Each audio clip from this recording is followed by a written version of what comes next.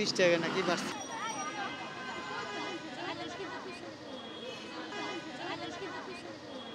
তেলে লিটারে 10 টাকা করে বাড়াই দিয়েছে প্রতি লিটারে।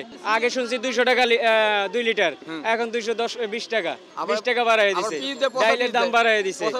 এই যে সিরিয়াল ধরে দাঁড়ায় রয়েছে, একটা মানুষ দিছে 1 ঘন্টা ধরে, কাউরই দেয় না, কিন্তু লোক দেখে বাইরে বিক্রি করে মাল। তেলের দাম বাড়তি রাখছে, সব জিনিসের দামই বাড়তি। প্রতি কেজি 10 টাকা বাড়ছে, আর লিটারে 20 টাকা তেলের দাম বাড়ছে।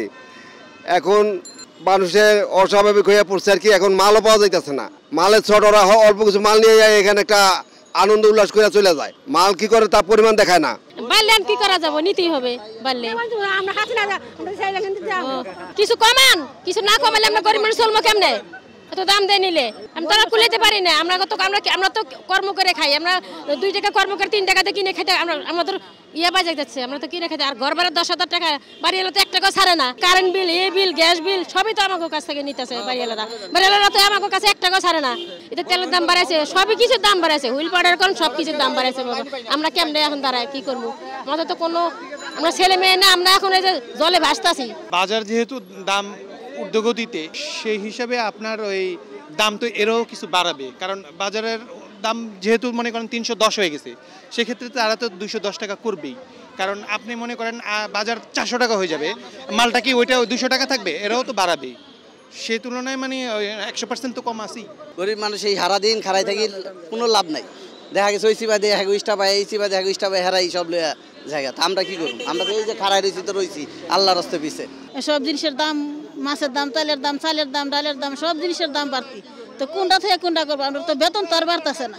যদি একটু সব জিনিসের দাম কমাইতো তাহলে আমাদের জন্য সুবিধা হইতো। সুবিধা হলে তাহলে আমরা কিনে খাইতে পারতাম। সব জিনিসের দাম বেশি, তাহলে আমরা কিভাবে সংসার চালাই? এগুলো কিনা খাওয়া খুব কঠিন হয়ে যায়। সিরিয়াল ধরে দাঁড়াইছি, মনে করেন ঘন্টার পর ঘন্টা দাঁড়াই, তখন লাগে মহিলারা কম দেয়, পুরুষ লোকেরা আগে দিয়া দেয়। মহিলারা আমরা তো কাজ তো আহি, আমরা তো বাচ্চা কাচ্চা তো আহি, পুরুষ লোকেরা কাজের তো হ্যাঁ পুরুষ সিরিয়াল বড় হেরার দিয়ে দেয়, আগে 4-5 জন দিয়ে দেয়, একটা মহিলা দেয়। তাহলে আমাদের সমস্যা না, আমরা তো ঘন্টার পর ঘন্টা দাঁড়াই থাকি। 3-4 ঘন্টা খারাপ থেকে নেওয়া লাগে। গরিবের আমগো জ্বালা হয়েছে, সরকারের কাছে আমাকে আবেদন এটা যাতে না বাড়ানো হয়। তেলের দাম বাড়ছে, ডালের দাম বাড়ছে, এটা সরকারের নিয়ন্ত্রণ আনতে পারে না। যে কোনো একটা কোম্পানি সরকারের আয়ত্তে আনতে পারছে না। এই সরকার কোনো কার্যক্রম সরকারি না।